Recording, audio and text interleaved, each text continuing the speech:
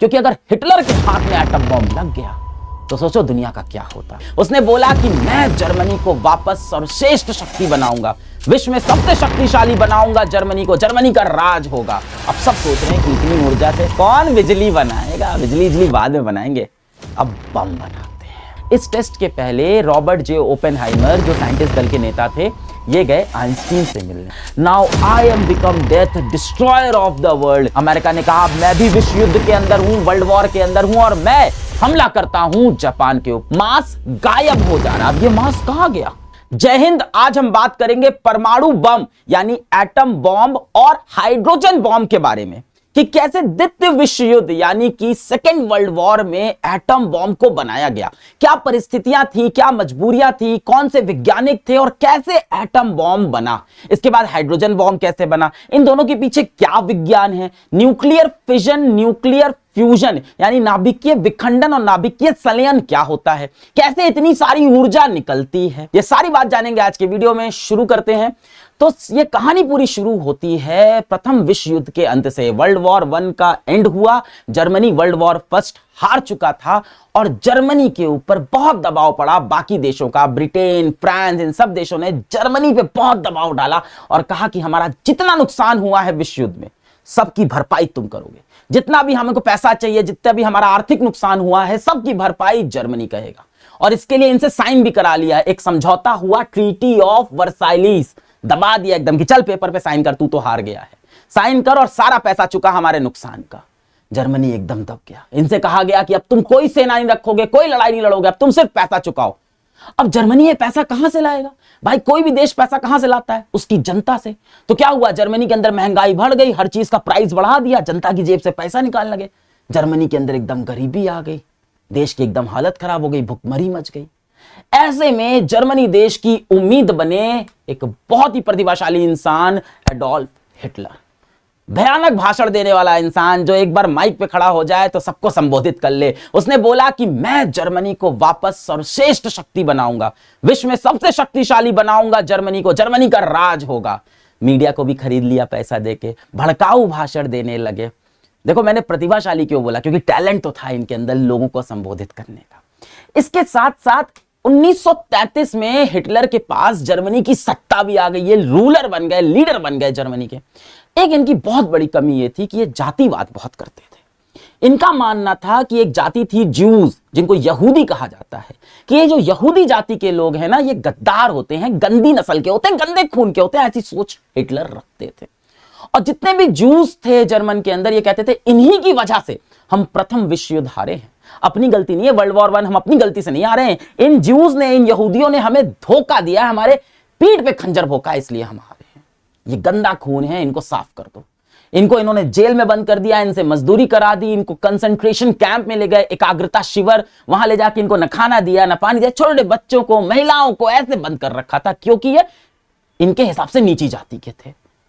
इन एकाग्रता शिविर में इनका सामूहिक रूप से कत्ल भी हुआ। माना जाता है 50 लाख से ज्यादा यहूदियों को हिटलर ने मरवाया इन कैंप्स के अंदर। खैर, जब यहूदियों को इतना परेशान किया, जर्मनी में यहूदियों का इतना अत्याचार हो रहा था, यहूदी कहां जाते? नीचे देखो तो इटली में भी ऐसा ही एक तानाशाह बैठा था, बेनिटो मुस्सोलिनी। ये भी ज्यूज को ऐसे ही परेशान करता था, कहता था ये गंदी जाति के लोग हैं। यही चीज कहीं ना कहीं रशिया के अंदर भी थोड़ी बहुत चल रही थी, यहूदियों को दबाया जाता था। इस मोमेंट को एंटी सेमिटिज्म भी कहा जाता है, एंटी सेमिटिज्म। अब ये यहूदी जाति के लोग यूरोप छोड़ के अमेरिका और ब्रिटेन भागने लगे, क्योंकि यहां रहेंगे तो मारे जाएंगे। तो ये या तो अमेरिका जा रहे थे या तो ब्रिटेन की तरफ भागने लग गए थे। इसमें सबसे बड़ा नुकसान हुआ यूरोप का और जर्मनी का खास तौर से, क्योंकि बहुत बड़े बड़े ऐसे लोग थे जो यहूदी जाति के थे, बहुत बड़े बड़े साइंटिस्ट थे जो भाग के चले गए। विश्व के एक बहुत ही बड़े साइंटिस्ट एल्बर्ट आइंस्टीन भी ज्यू थे, एक यहूदी थे, जर्मनी के पास होते ये भाग के अमेरिका चले गए। नील बोहर क्वांटम फिजिक्स का एक बहुत बड़ा साइंटिस्ट, बहुत बड़ा वैज्ञानिक, जर्मनी से भाग के डेनमार्क गया, डेनमार्क से फिर ब्रिटेन, फिर यूनाइटेड स्टेट। एर्निको फर्मी ने ढूंढा था न्यूक्लियर चेन रिएक्शन, नाभिकीय चेन रिएक्शन ढूंढा था। लीज मित्नर वो थी जिन्होंने ओटो हाहन के साथ न्यूक्लियर फिजन यानी नाभिकीय विखंडन की खोज की थी। ये सारे लोग अगर यूरोप या जर्मनी में होते ना तो एटम बॉम्ब ये बनाए होते, अमेरिका नहीं बनाया होता। यही बुद्धि भ्रष्ट हो गई हिटलर की। आप देखो श्री कृष्ण ने भी भगवत गीता में क्या कहा है कि इंसान की जो जाति होती है वो उसके कर्म से डिसाइड होती है। इंसान की जो जाति होती है उसका फैसला उसका जन्म नहीं, उसका गर्म करता है। हिटलर ये बात नहीं समझ पाए। खैर, ये जो सारे साइंटिस्ट थे इस समय, ये कहीं ना कहीं क्वांटम फिजिक्स में यानी एटम, न्यूक्लियस, इन सब में रिसर्च कर रहे थे। अब ये एटम, न्यूक्लियस क्या होता है थोड़ा सा ही समझ लेते हैं, फिर वापस कहानी पे आएंगे। तो देखो, हम सभी को पता है कि हम, आप, ये दुनिया, ये समाज, ये पूरा यूनिवर्स किससे बना है? छोटे छोटे कण से बना है। उस छोटे छोटे कण को, बहुत छोटे कण होते हैं, उसको हम बोलते हैं एटम। बहुत छोटा होता है, परमाणु। ठीक है, अब ये परमाणु की खोज किसने की? तो कहा जाता है कि परमाणु की खोज जॉन डाल्टन ने की थी। डाल्टन एटॉमिक थ्योरी भी है, परमाणु शास्त्र पे पूरा ज्ञान दिया था इन्होंने। पर ये इतिहासकार बोलते हैं पूरी तरह से झूठ है, ये पश्चिम सभ्यता ने एक झूठ फैलाया है। असल में परमाणु शास्त्र की खोज इससे 2500 साल पहले भारत के एक बहुत बड़े ऋषि कन्नड़ ने की थी। जब ये जॉन डाल्टन ने बोला ना कि ये मेरी डाल्टन एटॉमिक थ्योरी है, महर्षि कन्नड़ ने कहा होल्ड माय परमाणु। 2500 साल पहले पूरा परमाणु शास्त्र लिख के जा चुके हैं।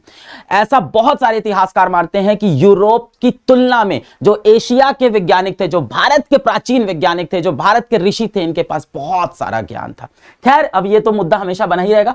आगे बढ़ते हैं कि हम सब बने हैं छोटे छोटे कण यानी एटम, यानी परमाणु से। हम सब एटम से बने हैं। ये एटम किससे बना है? आओ समझते हैं एटम किससे बना है। तो प्रारंभिक रूप पे 3 पार्टिकल मिले थे एटम के अंदर। एक तो जे थॉमसन ने इलेक्ट्रॉन को खोजा था, बोला था कि इलेक्ट्रॉन नेगेटिव आवेश, नेगेटिव चार्ज वाला कोई पदार्थ है जो गोल गोल गोल गोल घूमता रहता है परमाणु में। किसके गोल गोल घूमता है? तो बोला गया कि एटम के बीच में एक बहुत ही ठोस एक चीज है, एक पदार्थ है, जिसको बोलते हैं हम लोग न्यूक्लियस बोलते हैं, है ना, नाभिक बोल सकते हैं।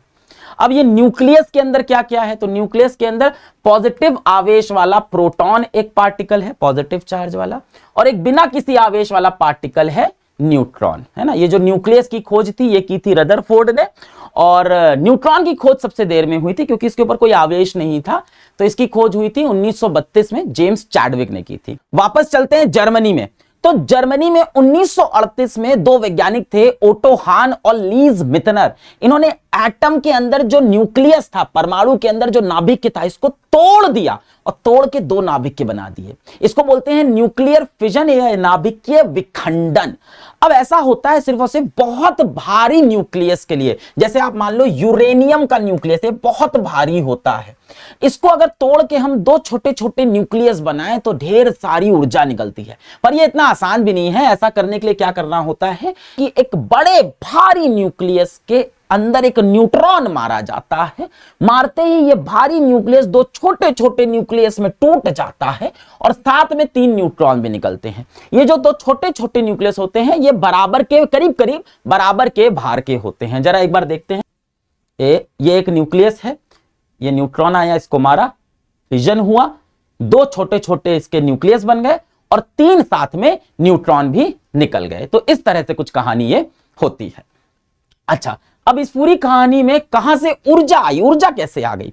अब जरा सोचो कि अगर ये बहुत बड़ा न्यूक्लियस टूट के 2 छोटा छोटा गेंद बनाए, इन दोनों गेंदों का वजन मैं जोड़ूं तो इन दोनों गेंदों का वजन जोड़ने पे इसके वजन के बराबर होना चाहिए, है कि नहीं? इनका वजन जोड़ के इसके वजन के बराबर होना चाहिए, पर असल में ऐसा नहीं हुआ।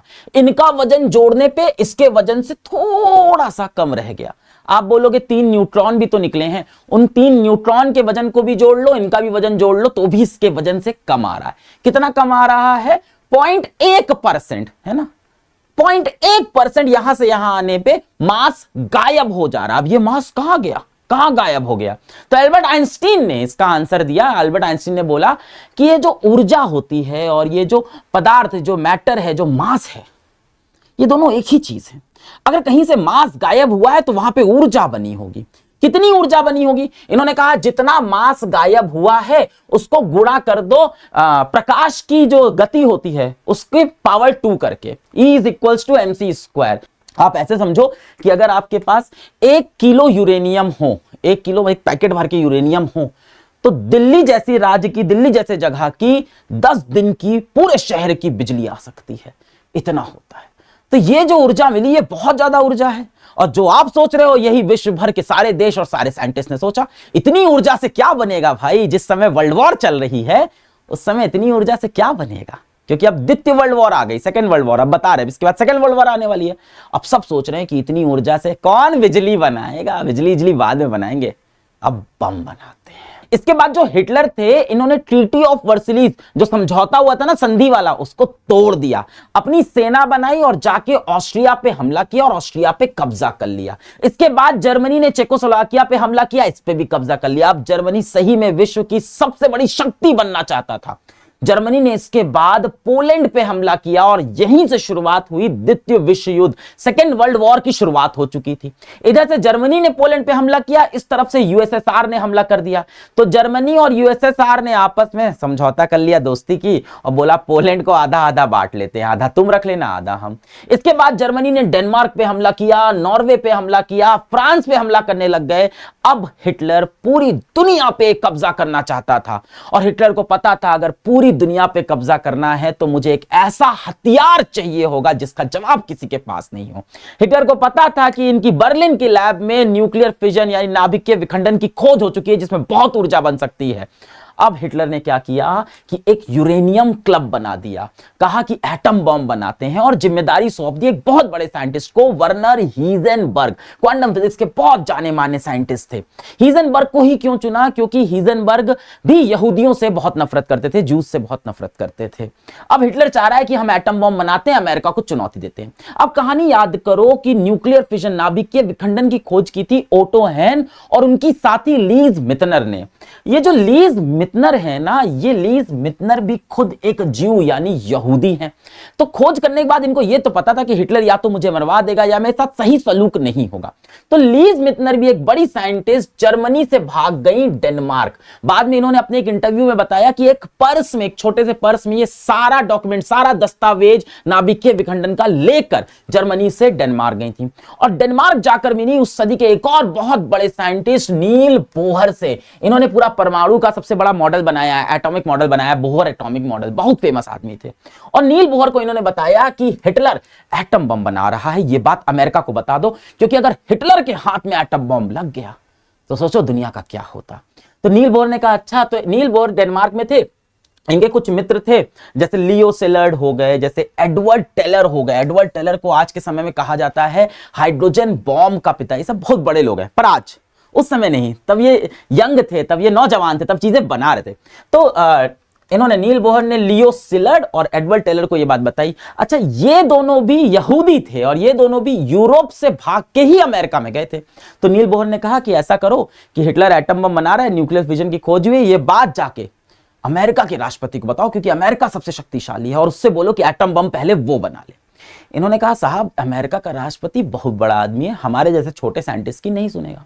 अब लियो सिलर्ड दिमाग वाले थे, इन्होंने क्या किया, ये जाकर मुलाकात किए किससे? एल्बर्ट आइंस्टीन से। क्या ये बड़ा आदमी है, इसकी तो सुनेगा अमेरिका की राष्ट्रपति, नोबेल प्राइज विनर है, क्या आदमी है। तो इन्होंने जाके एल्बर्ट आइंस्टीन को सारी कहानी समझाई कि ऐसा ऐसा है, न्यूक्लियर फिजन की खोज हो गई है और ऐसा है कि वहां पे अब जो हिटलर है वो एटम बम बना रहा है। अच्छा, आइंस्टीन खुद भी एक यहूदी थे, ज्यू थे, ये खुद ही जर्मनी से भाग के अमेरिका आए थे, तो ये जानते थे हिटलर कैसा भैया आदमी है। तो इन लोगों ने एक पत्र लिखा, एक लेटर लिखा रूजवेल्ट को, अमेरिका के राष्ट्रपति को एक पत्र लिखा और उनको चेतावनी दी कि भाई हिटलर एटम बम बना रहा है, पूरी दुनिया पे कब्जा कर लेगा, एक आप ही हो जो पूरी दुनिया को बचा सकते हो। अच्छा, अमेरिका द्वितीय विश्व युद्ध में नहीं आया, बिल्कुल भी नहीं आया, क्योंकि पहले विश्व युद्ध में इसने बहुत कुछ खोया था। इसने कहा मुझे नहीं लड़ना है, यूरोप अपनी चीजें अपने खुद से संभालो, मैं नहीं कूद रहा उसके अंदर।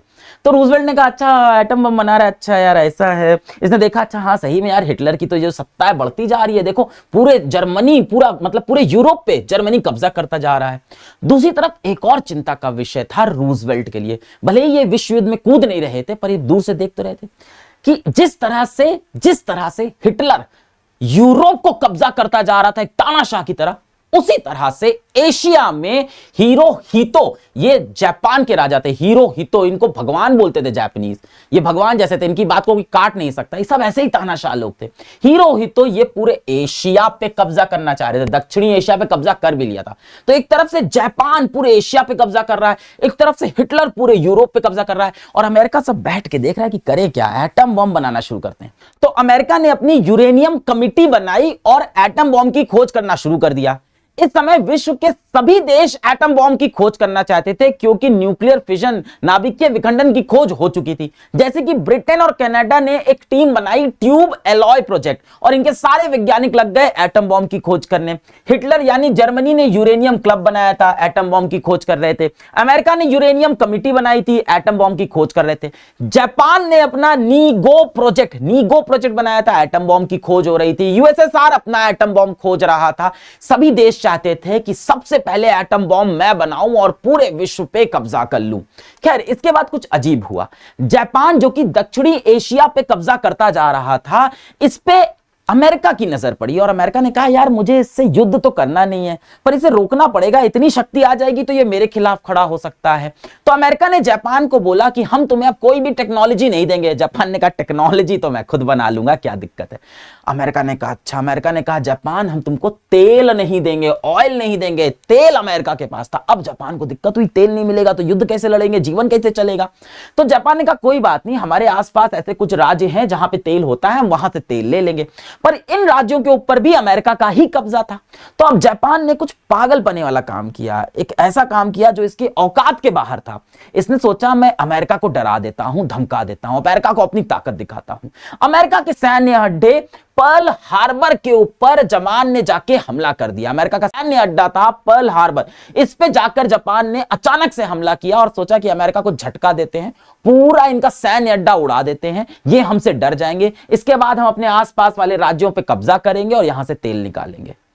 ऐसा थोड़ी होना था।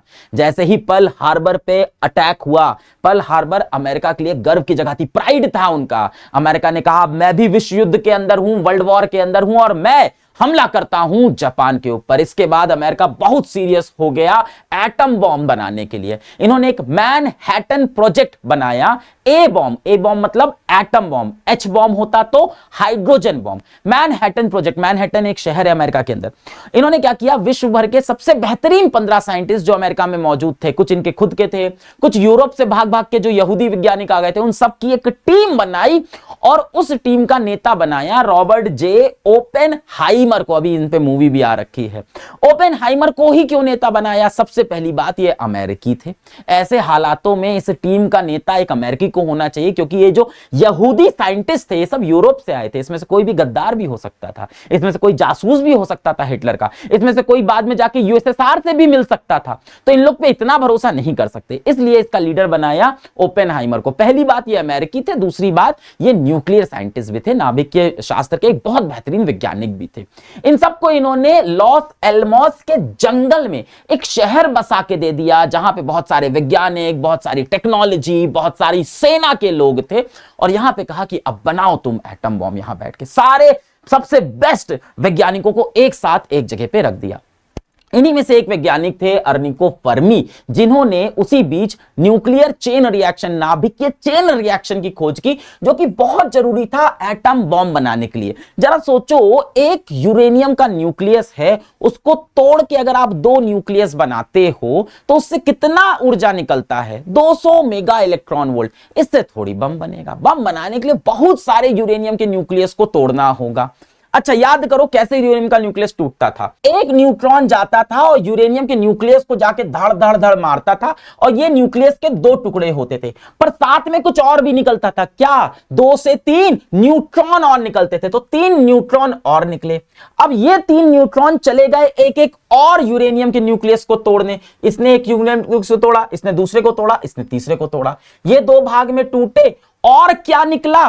3 नए न्यूट्रॉन निकला। अब आप सोच रहे हो कि इतना सारा यूरेनियम न्यूक्लियस कहां से आया? अरे भाई, अगर मेरे पास चुटकी भर यूरेनियम भी है तो चुटकी भर यूरेनियम में करोड़ों यूरेनियम के न्यूक्लियस होंगे, करोड़ों परमाणु होंगे।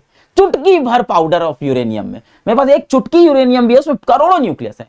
इस चुटकी भर यूरेनियम में मैंने एक न्यूट्रॉन मारा, धाड़, ये 2 भाग में टूटा, 3 और न्यूट्रॉन बने। अब यहां बहुत सारा यूरेनियम का न्यूक्लियस है, तो एक एक न्यूट्रॉन दूसरे में चले गए। फिर वहां से क्या हुआ? 3 निकला। यहां से क्या हुआ?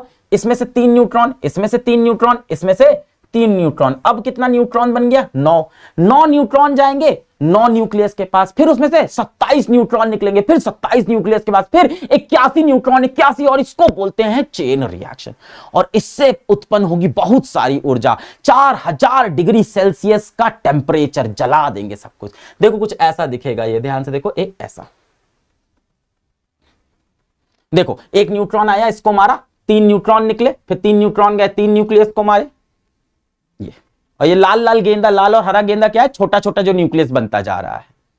और ये जो पीला वाला है, ये क्या है, ये न्यूट्रॉन है। इस तरह से कुछ बहुत सारी ऊर्जा पैदा होगी। बस न्यूक्लियर चेन रिएक्शन मिल गया और एटम बॉम्ब बन गया। पहले एटम बॉम्ब का नाम दिया गया गैजेट, ये कोड नेम दिया गया था। एटम बॉम्ब बनके तैयार हो गया। अब सोचा इसको कहां गिराए, जर्मनी के ऊपर, पर जर्मनी सरेंडर कर चुका है, विश्व युद्ध से निकल चुका है इस समय तक। अब इस समय अमेरिका का झगड़ा चल रहा है जापान के साथ पैसिफिक के ऊपर, और जापान रुकने को तैयार नहीं। तो यह फैसला लिया गया कि हम पहले एटम बॉम्ब को जापान के ऊपर गिराएंगे। तो ये जो वैज्ञानिकों के दल के नेता थे, मैनहट्टन प्रोजेक्ट के जो नेता थे रॉबर्ट ओपेनहाइमर, इनसे कहा गया कि जापान पे एटम बॉम्ब गिराना है। ओपेनहाइमर ने कहा कि इसके पहले एक बार इसका परीक्षण कर लेते हैं। परीक्षण करना मुश्किल इसलिए था अमेरिका के लिए क्योंकि बहुत पैसा खर्च होता है, तो इतना महंगा यूरेनियम खराब हो जाएगा। खैर एनीवे, सब लोग तैयार हो गए, एक बार परीक्षण करेंगे। और परीक्षण यानी टेस्ट का नाम दिया गया ट्रिनिटी टेस्ट। ट्रिनिटी नाम क्यों दिया? ट्रिनिटी जैसे हमारे यहां त्रिदेव होते हैं ना, जैसे ब्रह्मा विष्णु महेश, वैसे ही इनके यहां ट्रिनिटी इनके धर्म में होते हैं। ट्रिनिटी मतलब बाप, बेटा और पवित्र आत्मा, ये तीनों ही सब कुछ माने जाते हैं। तो 16 जुलाई 1945 की सुबह 5 बजे ये टेस्ट होना था। इस टेस्ट के पहले रॉबर्ट जे ओपेनहाइमर, जो साइंटिस्ट दल के नेता थे, ये गए आइंस्टीन से मिलने, और उनसे उन्होंने अपना एक थोड़ा सा दर्द साझा किया कि मुझे ये डर है कि कहीं ये एटम बॉम्ब फटे और इसका जो चेन रिएक्शन है वो पर्यावरण में फैल जाए और पूरा विश्व ना खत्म हो जाए। तो जो इसकी गणित है, एक बार आप चेक कर लीजिए, आप सबसे बड़े साइंटिस्ट हैं। तो उस समय आइंस्टीन थोड़े बुढ़े हो चले थे। उन्होंने कहा कि यार देखो, मेरा समय चला गया, ये सब गणित वगैरह तुम चेक कर लेना, और तुम कर लोगे, मुझे भरोसा है, तुम्हारी टीम पे भरोसा है। पर अगर गणित ये कहती है कि इससे पूरा विश्व खत्म हो सकता है, तो तुम तो मत ही करना, साथ ही साथ जर्मन नाजी साइंटिस्ट को भी बोल देना कि वो भी ऐसा ना करे। इस तरह की सोच रखते थे। खैर, गणित ये कह रही थी दुनिया नहीं खत्म होगी, और इन्होंने सुबह 5 बजे ये टेस्ट किया। और टेस्ट के साइट से 9 किलोमीटर दूर सारा ये मैनहट्टन प्रोजेक्ट के साइंटिस्ट और कुछ आर्मी वाले बैठ गए, आंखों पे काला चश्मा लगा लिया कि आंखें खराब ना हो, चमक ना जाए। और उसके बाद दुड़ूम, और 45,000 फीट तक इसका धुआं गया। देखने वालों की आंखें चौंधा गई, कुछ लोग कुछ सेकंड के लिए अंधे भी हो गए। रॉबर्ट ओपेनहाइमर ने देखते ही जो सबसे पहली लाइन बोली वो श्रीमद् भागवत गीता थी। ये गीता के बहुत बड़े दीवाने थे। सिर्फ गीता पढ़ने के लिए उन्होंने पूरी संस्कृत भाषा सीख डाली थी, और गीता के 11वें अध्याय का 32वां श्लोक इन्होंने उसी वक्त बोला, now I am become death destroyer of the world. यहां पे क्या हो रहा है, भगवान श्री कृष्ण अर्जुन से बोल रहे हैं, अर्जुन मैं बड़ा हुआ काल हूं, अब सर्व लोगों को खाने के लिए प्रकट हुआ हूं। अर्जुन थोड़े डर गए थे कि कैसे मैं इतनी बड़ी लड़ाई लड़ूंगा। तो श्री कृष्ण ने बोला कि मैं सबसे बड़ा काल हूं और मैं सारे लोगों को खत्म कर सकता हूं, मेरे अंदर वो शक्ति है। आप ये सोच सकते हो कि ओपेनहाइमर को एक तरह का गिला, एक तरह का उनको ये पछतावा होने लग गया था कि उन्होंने ये क्या बना दिया जिससे पूरी दुनिया खत्म होगी। तो इन्होंने उस एटम बॉम्ब को ट्रिनिटी बोला था, यानी उसको वो भगवान की तरह देख रहे थे। उन्होंने कहा कि वो एटम बॉम्ब खुद कह रहा है कि I am the death destroyer of the world. इस तरह से आप इसका और भी कुछ इंटरप्रिटेशन हो सकता है। मुझे ऐसा लगा कि ये एटम बॉम्ब को सोच रहे हैं कि अगर मैं नहीं बनाता तो कोई ना कोई तो बना देता। तो जैसे अर्जुन नहीं लड़ाई लड़ते तो श्री कृष्ण कह रहे हैं कि पूरा युद्ध मैं ही लड़ जाता, मैं ही काल हूं, मैं ही सबको खत्म कर दूंगा। तो शायद ओपेनहाइमर यही सोच रहे हैं कि अगर मैं नहीं बनाता तो कोई ना कोई बना देता, एंड ये जो एटम बम बना है, it is the destroyer of whole world. इसी तरह से इन्होंने गीता के 11वें अध्याय का एक 12वां श्लोक भी उसी समय पढ़ा था, जिसमें उन्होंने बोला था, यदि आकाश में हजारों सूर्य एक साथ उदय होते हैं तो भी उनका प्रकाश भगवान के दिव्य तेजस्वी रूप की समानता नहीं कर सकता। यहां ये कहीं ना कहीं एटम बम को ही भगवान बोल रहे हैं कि अगर आकाश में 1000 सूरज भी एक साथ आ जाए तो इस एटम बम की रोशनी के बराबर की रोशनी नहीं ला सकते। तो थोड़े इस तरह की अवस्था हो जाती है जब ऐसा कोई मोमेंट लाइफ के अंदर आता है। खैर, आगे चलते हैं। इसके बाद ये हुआ कि अब इसको जापान के ऊपर गिराना है, तो ओपेनहाइमर ने ये कहा कि जापान पे गिराने से पहले उनको एक चेतावनी दे दो, क्योंकि ये बहुत बड़ा बम है, बहुत सारे लोग मरेंगे। तो अमेरिका ने कहा हम सीधी चेतावनी नहीं दे सकते। एक पोस्ट डैम डिक्लेरेशन हुआ जिसके अंदर अमेरिका ने जापान को चेतावनी दी कि हम बहुत बड़ा हमला तुम्हारे ऊपर कर सकते हैं, सुधर जाओ वरना बचोगे नहीं। तो जापान से कहा गया था या तो सरेंडर करो या पूरी तरह से खात्मा हो जाएगा। जापान ने नहीं सुना और इसके बाद अगस्त 6, 1945 सुबह सुबह जापान की हिरोशिमा शहर के ऊपर पहला एटम बॉम्ब गिराया गया। उसका नाम था लिटिल बॉय, और लिटिल बॉय यूरेनियम का एटम बॉम्ब था। एक प्लेन से इसको जापान के ऊपर गिराया गया। क्यों हिरोशिमा पे गिराया गया, इसका कोई बहुत सही रीजन नहीं था। शहरों की एक लिस्ट थी, उसमें से कोई 2 शहर चुनने थे, तो एक हिरोशिमा चुना गया। वहां कहा जाता है आर्मी की थोड़ी सी आबादी ज्यादा थी और आम इंसान कम थे, पर ऐसा कुछ सच्चाई नहीं है। इसके बाद जापान नहीं सुधरा। जापान ने तब भी विश्व युद्ध के अंदर सरेंडर नहीं किया। तो 3 दिन बाद अगस्त 9 को नागासाकी के ऊपर दूसरा एटम बॉम्ब गिराया गया। इसका नाम था फैट मैन और ये प्लूटोनियम से बना था। इस तरह से यूरेनियम एक बहुत भारी धातु है, वैसे प्लूटोनियम एक बहुत भारी धातु होता है और इसका भी न्यूक्लियर फिजन होता है और प्लूटोनियम से ज्यादा ऊर्जा निकलती है। तो ये 2 एटम बॉम्ब गिराए गए अगस्त 6 और अगस्त 9 में, और आज तक यही 2 एटम बॉम्ब हैं जो किसी भी लड़ाई में इस्तेमाल हुए हैं। इसके बाद कभी लड़ाइयों में एटम बम का इस्तेमाल नहीं हुआ। लगभग देखा जाए तो 2.25 लाख लोग सीधे रूप पे मर गए थे इन धमाकों के बाद, और रेडिएशन से ना जाने कितनी आने वाली इनकी जो जनरेशन थी, नस्लें थी, वो भी बर्बाद होने लग गई। इसके बाद जापान ने सरेंडर कर दिया और वर्ल्ड वॉर 2 खत्म हो गई। इसी बीच हाइड्रोजन बॉम्ब की डिस्कवरी हुई। कैसे हुई? देखो, जैसे न्यूक्लियर फिजन के अंदर नाभिक का विखंडन होता है, वैसे ही एक और फिनोमेना है न्यूक्लियर फ्यूजन, नाभिकीय संलयन, यानी 2 छोटे छोटे न्यूक्लियस नाभिक का मिलकर एक बड़ा न्यूक्लियस बनाना। यह कैसे डिस्कवर हुआ? जो सूरज है ना, तो हम लोगों ने सोचा कि सूरज के ऊपर ऊर्जा कैसे आ रही है। सूरज को जाहिर सी बात है यहां से तार लगा के आप ऊर्जा नहीं दे रहे हो, जलाने के लिए आप वहां जाके कोई गैस नहीं डाल रहे हो, खुद से जलता जा रहा है, इतनी सारी ऊर्जा कैसे आ रही है? तो कुछ लोगों ने कहा कि सूरज के ऊपर भी न्यूक्लियर फिजन हो रहा होगा, नाभिकीय विखंडन हो रहा होगा। पर सूरज के ऊपर कोई भी यूरेनियम नहीं मिला, सूरज के ऊपर कोई भी यूरेनियम नहीं है। सूरज पे क्या है? सूरज पे हल्के एलिमेंट हैं, हल्के धातु हैं, जैसे हाइड्रोजन है, ड्यूटेरियम है, इस तरह के धातु वहां पे पाए गए। तो ये जो हल्के हल्के धातु हैं, ये टूटते नहीं, ये जुड़ के क्या बनाते हैं? एक बड़ा धातु बना देते हैं। इसको बोलते हैं न्यूक्लियर फ्यूजन। बेटा, फ्यूजन का जो मतलब होता है वो होता है पिघलना।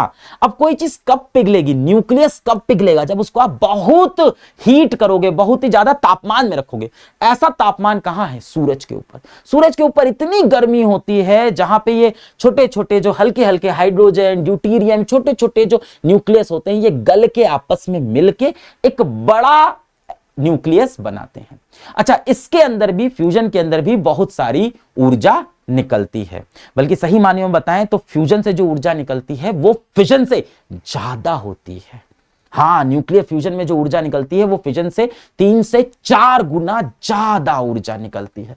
एक छोटा न्यूक्लियस, दूसरा छोटा न्यूक्लियस गर्म हुए, आपस में मिले, फ्यूजन हुआ, एक बड़ा न्यूक्लियस और खूब सारी ऊर्जा निकली। पर ऐसा होने के लिए बहुत ज्यादा तापमान चाहिए, जैसा सूरज पे होता है, तारों पे जो तापमान होता है, तारों की जो ऊर्जा होती है वो न्यूक्लियर फ्यूजन यानी नाभिकीय संलयन से ही निकलती है। अब ये तापमान हम पृथ्वी पे कैसे लाएं? क्योंकि हमें हाइड्रोजन बॉम्ब बनाना है ना। ये छोटे हाइड्रोजन जैसे हल्के एलिमेंट होते हैं, वही फ्यूजन करते हैं, हल्के हल्के एलिमेंट। अब ये तापमान पृथ्वी पे कैसे आएगा? एक ही तरीका है। अभी देखो, ओपेनहाइमर ने क्या बोला था कि जिस तरह से 1000 सूरज भी अगर आसमान में चमक जाए तो एटम बॉम्ब की तुलना नहीं कर सकते। यानी एटम बॉम्ब ही एक तरीका है जिससे हम इतना तापमान ला सके। हाइड्रोजन बॉम्ब को चलाने के लिए एटम बॉम्ब को चलाना पड़ेगा। जैसे कि एक बड़े गड्ढे को छुड़ाने के लिए उसमें तार में ऐसे आग लगाते हो ना, वैसे ही हाइड्रोजन बॉम्ब को उड़ाने के लिए पहले एटम बॉम्ब उड़ाना होगा। तो देखो, हाइड्रोजन बॉम्ब कैसे बनता है? ऊपर आप क्या लगा देते हो? यूरेनियम लगा देते हो। पहले आप यूरेनियम में क्या कराते हो? फिजन कराते हो यानी एटम बम फोड़ते हो, इससे क्या होता है, बहुत ऊर्जा निकलती है, तापमान बहुत बढ़ जाता है। जब ये तापमान बढ़ता है तो क्या होता है, छोटे छोटे हल्के हल्के जो न्यूक्लियस होते हैं ये पिघलते हैं और न्यूक्लियर फ्यूजन होता है और बहुत सारी ऊर्जा निकलती है। इसको हम लोग हाइड्रोजन बॉम्ब भी बोलते हैं और इसको थर्मोन्यूक्लियर बॉम्ब भी बोला जाता है। सबसे पहला हाइड्रोजन बॉम्ब जो बना था ईवी माइक नाम का था, अमेरिका ने ही बनाया था सन 1952 में, और इसके बाद सभी देश हाइड्रोजन बॉम्ब भी बनाना शुरू कर दिए। ये इस समय विश्व के वो देश हैं जिनके पास परमाणु शक्ति है, वही Russia, America, China, France, Britain, Pakistan, India, Israel और नॉर्थ कोरिया, इन्हीं के पास परमाणु शक्ति है। और आज हमें एहसानमंद होना चाहिए अपने देश के नेताओं का और उनसे ज्यादा उन वैज्ञानिकों का, उन आर्मी वालों का जिनकी वजह से हम ये परीक्षण कर पाए। आज हम इतने मजबूत हैं कि चाइना जैसे देश, अमेरिका जैसे देश, रशिया जैसे देश, रशिया से खैर हमारी दोस्ती है, आज हमें ये दबा नहीं सकते क्योंकि हमारे पास भी बहुत सारा न्यूक्लियर वेपन है। क्या इंसानियत के लिए न्यूक्लियर वेपन अच्छा था? पता नहीं, पर जब से ये न्यूक्लियर वेपन बने हैं, जब से परमाणु बम बना है, देखा जाए तो लड़ाइयां कम हो गई, युद्ध कम हो गए, सबको एक दूसरे से डर लगने लगा है। तो ये सवाल मैं आप पे छोड़ता हूं कि क्या ये सही हुआ या ये गलत हुआ, ये फैसला करना मेरे हाथ में नहीं है। मिलेंगे अगले वीडियो में। जय हिंद।